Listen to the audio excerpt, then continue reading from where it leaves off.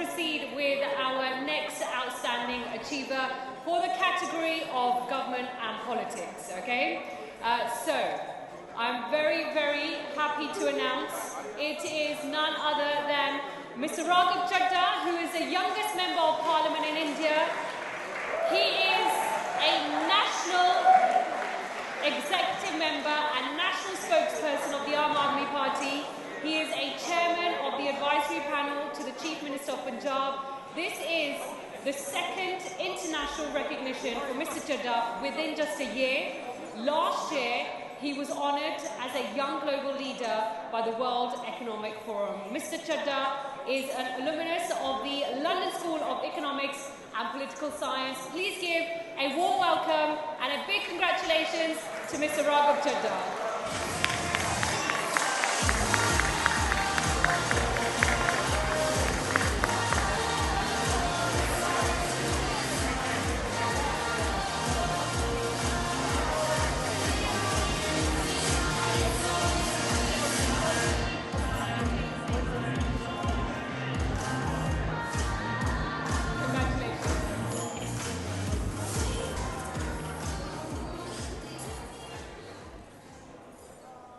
I think this is the closest I'll come to winning an Oscar. That day is not far away when people from my fraternity, that is politics, will start getting nominations of Oscars for the acting that they do in public life. Well, thank you so much, ladies and gentlemen, honourable members of Parliament, honourable lords, the fantastic organisers of this wonderful, wonderful evening. A big thank you to UK, the British Council, the UK Government Department for International Trade, for Higher Education, and of course the British Parliament for having us over and organising this wonderful, wonderful evening at the eve of India's Republic Day, at the eve of when India tomorrow will celebrate the enforcement of its constitution given by a man who also studied in the UK, B.R. Ambedkar. I was asked to give a small award acceptance speech, but as every politician's speech, it's going to be slightly longer than that. I'll take a minute and a half.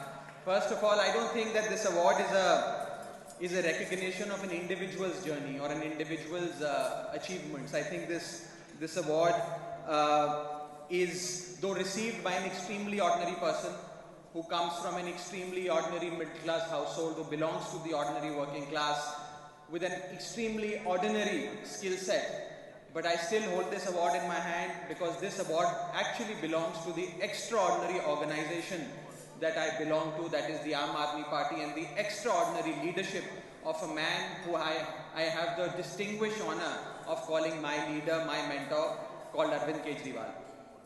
I do certainly dedicate this award to him, my leader, and thousands of selfless, faceless, nameless workers, grassroots workers of my party, for their unflinching, unwavering spirit to serve India. Well, at the cost of sounding repetitive for those who were there in the morning, permit me to say that as somebody who comes from the world's largest democracy, India, and has studied in the world's oldest democracy, that is the UK, I certainly believe that there is more of India in Britain than there is Britain in India. And from the Kohinoor to Prime Minister Rishi Sunak, I think life has come full circle for a lot of Indians.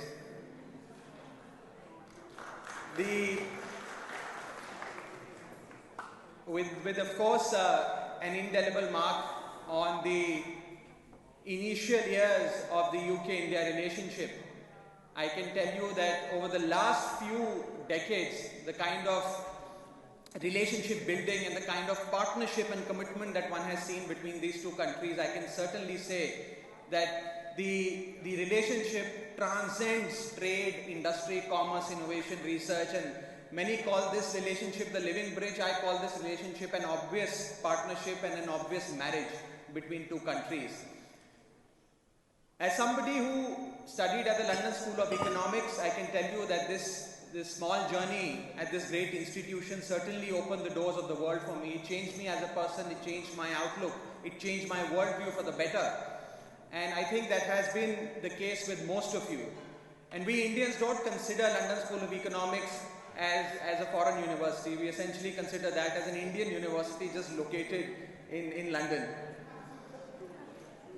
And this morning I got to know from Lord Billy Murray, I used to believe that the Indian student fraternity is one of the most significant number of group of people in the foreign student category in the UK. I got to know that Indian students have actually surpassed the Chinese. So that's one area of work where we actually surpassed the Chinese. The others the other areas will also certainly be surpassed very, very soon.